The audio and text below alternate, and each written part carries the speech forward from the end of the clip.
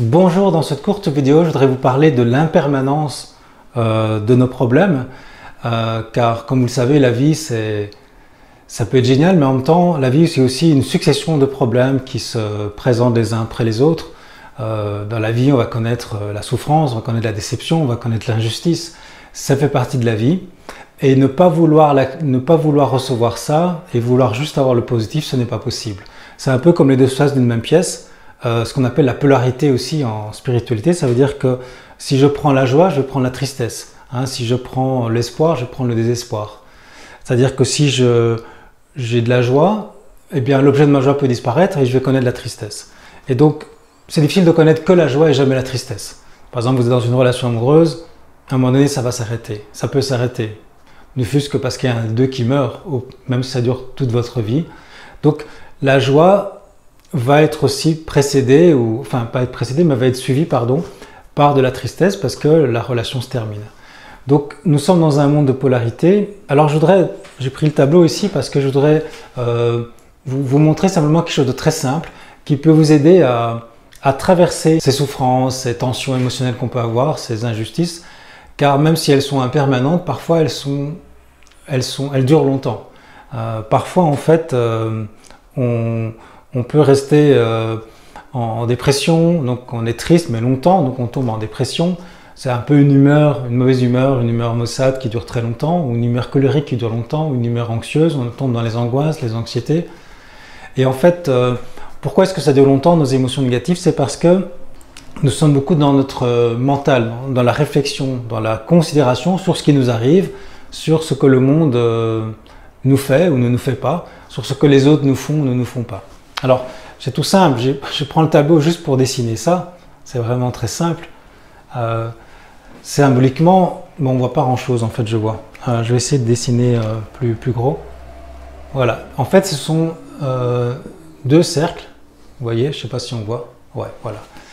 Il y a deux faces en fait, c'est un peu les deux faces d'une même pièce, comme tout à l'heure, j'ai parlé de la polarité. Donc quand vous avez un problème, et que vous en souffrez, eh bien ce problème il est composé de deux faces, si vous voulez, deux parties en fait. Et c'est très simple évidemment ce que je vais expliquer ici. Je fais exprès que ce soit simple pour que ce soit facilement, ça tilte, ça vous parle en fait. La première partie du problème c'est le mental, c'est-à-dire c'est tout ce que vous pensez sur ce problème. Et la deuxième face, ce sont les émotions. Ce sont les émotions. Les émotions. Donc, les émotions, c'est dans le corps que ça se passe. Le mental, c'est dans la tête que ça se passe. On pourrait même dire que le mental, c'est ce qui va déclencher en fait nos émotions dans notre corps. C'est-à-dire que si je commence à penser à quelque chose que j'ai vécu dans le passé qui m'a fait mal, le fait d'y penser, ça me ramène de la tristesse dans mon présent. Le mental, en fait, il peut aller dans le passé ou dans le futur. Par exemple, je pense à un examen que je vais avoir ou un nouveau travail. Donc là, je vais dans le futur. Le mental est une machine à voyager dans le temps. Je vais dans le futur et je vais stresser déjà à l'avance de cet événement parce que j'ai peur de perdre mon travail ou j'ai peur de rater cet examen. Et donc, ce mental qui va dans le futur ou dans le passé me ramène dans mon présent des émotions. Et donc, j'ai beau être mentalement dans le passé ou dans le futur, en réalité, avec mon corps, je suis toujours dans le présent. Et les émotions, c'est toujours dans le présent que je les ai. Donc, mon corps vit émotionnellement au diapason du mental qui peut être dans le passé ou dans le futur.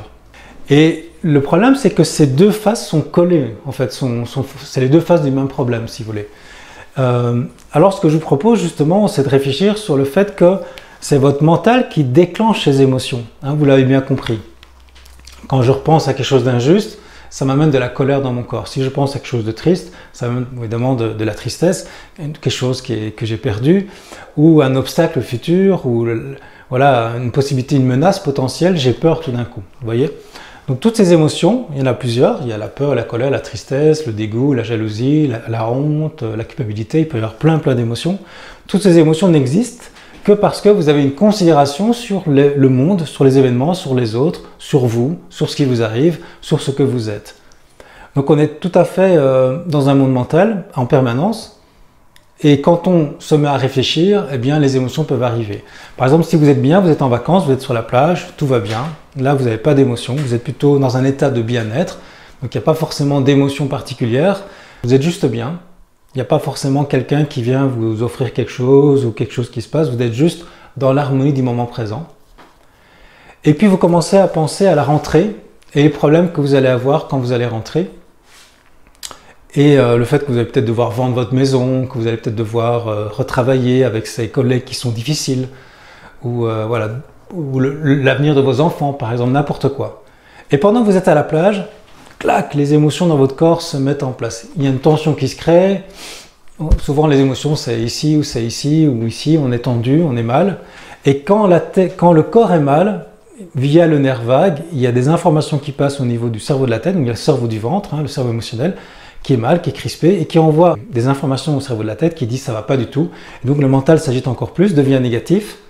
Et comme le mental est négatif, il pense à plein de choses négatives, c'est qu'il renvoie des émotions dans notre corps et donc ça devient un cercle vicieux, une boucle en fait infernale qui nous amène à la dépression ou à l'asile psychiatrique même. Hein, d'ailleurs, c'est vraiment l'enfer en fait.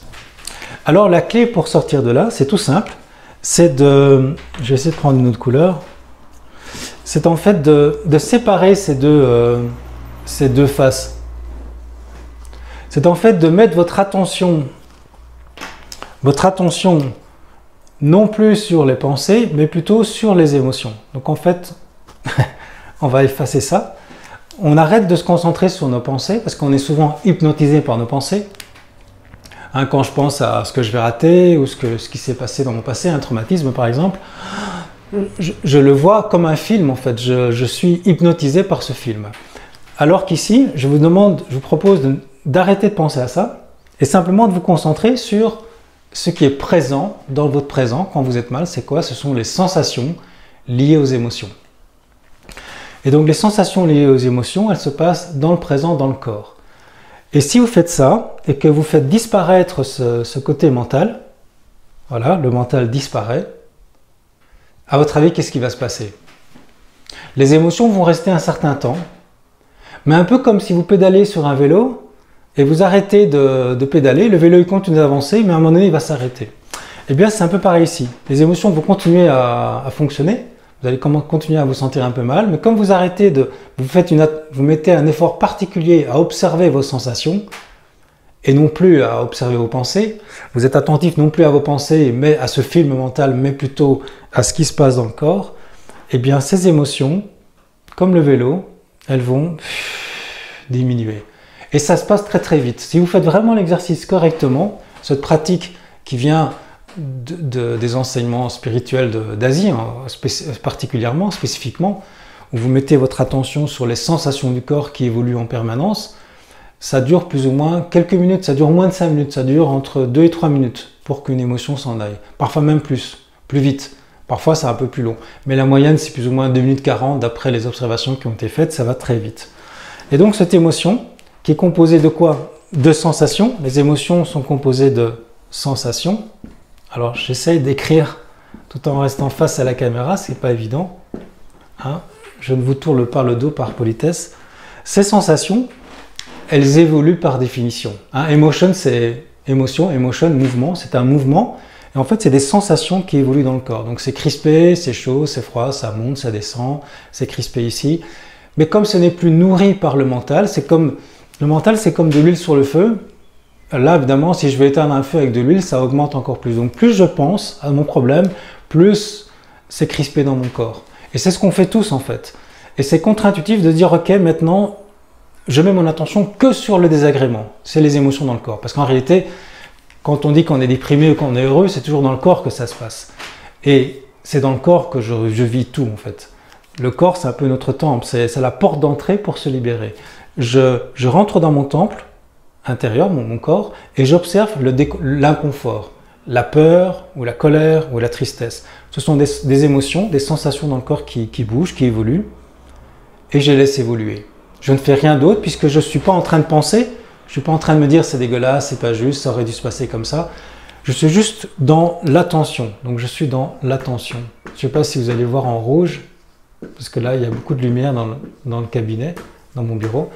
je suis dans l'attention. Le fait d'être attentif nous empêche de penser. C'est un peu les deux faces d'une même pièce, encore une analogie, c'est où la lumière ici, soit j'allume, soit j'éteins, soit j'allume, soit j'éteins, mais c'est pas les deux en même temps. Vous voyez, c'est soit je pense, soit je suis attentif, soit je pense, soit je suis attentif. Par exemple, on se parle, et puis vous me dites quelque chose d'important pour vous, imaginons qu'on est ensemble, à la terrasse d'un café, vous me parlez, puis moi je pense à autre chose, c'est-à-dire que je ne suis pas attentif. Donc soit je pense, soit je suis attentif. Alors là, l'attention, plutôt de penser, je suis attentif, donc je switch de mental à la conscience. La conscience est attentive, le mental il est distrait, on rêve, on pense à plein de trucs. Donc je passe du mental à la conscience, et avec ma conscience, je mets mon attention sur mes émotions. Et les émotions diminuent d'intensité, et elles vont se dissoudre comme si elles s'évaporaient en quelque sorte. Vous voyez, le principe il est très simple, ça demande juste de la discipline, de dire quand on est mal, stop, j'arrête tout, je ferme les yeux, j'arrête de penser, je mets mon attention sur mon corps et sur les sensations qui vont au début évoluer un petit peu, elles vont un peu grandir. Donc si je fais un zoom sur quelque chose auquel je ne faisais pas attention avant, je vais tout d'un coup le sentir plus fort, tout d'un coup mon cœur je l'entends plus alors qu'avant je ne faisais pas attention, ça peut me faire peur, mais en réalité c'est pas dangereux, c'est un peu, je termine avec ça, c'est un peu comme une vague qui va monter et puis qui va descendre. Donc la vague va monter et puis descendre. Donc l'émotion va monter un petit peu et puis ça diminue, ça se dissout, ça disparaît, ça prend 2-3 minutes. C'est tout simple, c'est meilleur qu'un médicament, qu'un anxiolytique, ou que toute une psychanalyse, des longues séances de thérapie. Vous faites ça, vous vous entraînez à faire ça. C'est une façon d'accepter l'impermanence des choses et de faire en sorte que nos émotions justement soient impermanentes, ne restent pas permanentes en nous. C'est une façon aussi de lâcher prise. Et c'est ça le lâcher prise en fait. Le lâcher prise, c'est je ne mets plus de mental, je ne mets plus de réflexion, je laisse faire. Je lâche prise avec le vélo, je lâche les pédales, le vélo continue d'avancer un petit peu, mes émotions continuent un petit peu d'être là. Et comme je fais toujours rien mentalement, je reste immobile. C'est la fameuse immobilité en méditation. Je suis une pure conscience qui observe un phénomène dans le corps. Le corps se calme, comme il n'est plus alimenté par le mental, il n'y a plus d'huile sur le feu, le corps se calme et l'harmonie revient. Et c'est ce que je vous souhaite, c'est que l'harmonie revienne assez rapidement.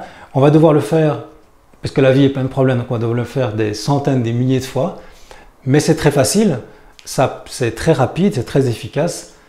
Alors je vous invite à la prochaine fois que vous allez avoir un problème, pensez à cette vidéo, pensez à moi, la prochaine fois que vous aurez un problème, c'est l'occasion de pratiquer. Alors je vous souhaite une belle pratique et puis n'hésitez pas à me laisser vos commentaires en vidéo, vos commentaires en dessous de la vidéo, pardon, et n'hésitez pas à partager la vidéo si vous pensez qu'elle peut être utile. Voilà, le but c'est que ça puisse aider le maximum de personnes. Au plaisir de vous retrouver dans une prochaine vidéo. Être un rebelle sans se mettre à genoux, comme une étincelle dans ce monde de fous. Être un rebelle sans se mettre à genoux, comme une étincelle dans ce monde